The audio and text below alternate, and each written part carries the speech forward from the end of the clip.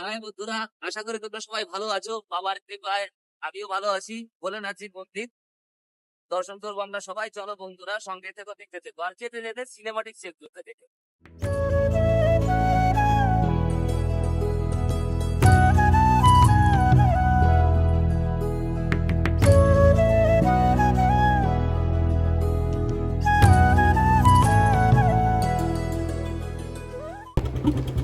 বন্ধুরা, সেই রকম মজা আসছে, সেই রকম একটা এক্সপিরিয়েন্স এর আগে এইরকম এক্সপিরিয়েন্স হবে না।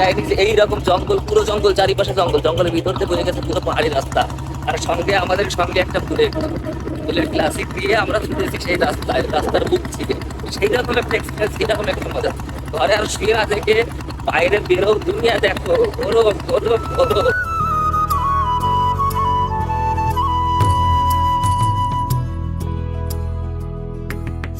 বন্ধুরা, আমরা পুরো জঙ্গল পার করে এখন সেই গাঁও। আর এইখানে যে মন্দিরটা দেখতে পারছো, ওই উপরে যে মন্দিরটা দেখতে পারছো কোনায়, ওই মন্দিরটা নাগ দেবতা মন্দির। আমরা এই নাগ দেবতা মন্দির দর্শন করার জন্য এসেছি। আর অনেক সুন্দর, পুরো পাহাড়ের উপর, আমি হয়তো 3-4-5 কিলোমিটার উপর পাহাড়ের। অনেক সুন্দর একটা জায়গা, সুন্দর পরিবেশ দেখতে পারছো এখানে।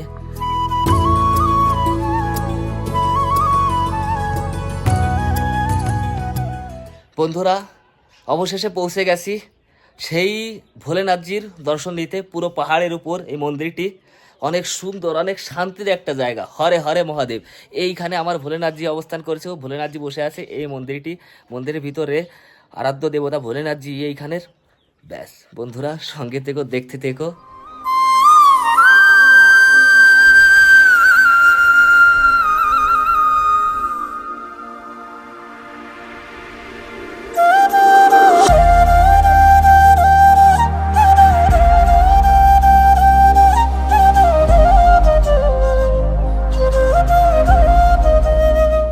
এইখানে ভোলেনাথের মূর্তি, ভোলেনাথজি অবস্থান করছেন, দেখতে পাচ্ছ পুরো পাহাড়ের বিচে, পাহাড়ের মাঝখানে। এবং সামনে গেলে তোমরা দেখতে পারবে বন্ধুরা, অল্প একটু সামনে গেলে দেখতে পারবে এইখানে যে মন্দিরটা আছে পুরো পাহাড়ের উপরে, এইটা নাগরাজ মন্দির।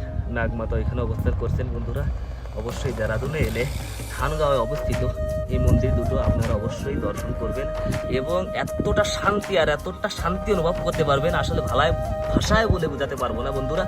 অনেক সুন্দর, অনেক শান্তি অনুভব করতে পারবেন আপনারা এখানে এলে। আমরা মন্দির দর্শন করে চলে এসেছি। ভালো থেকো সবাই বন্ধুরা, সুস্থ থেকো সবাই। একসঙ্গে বলো হরে হরে মহাদেব।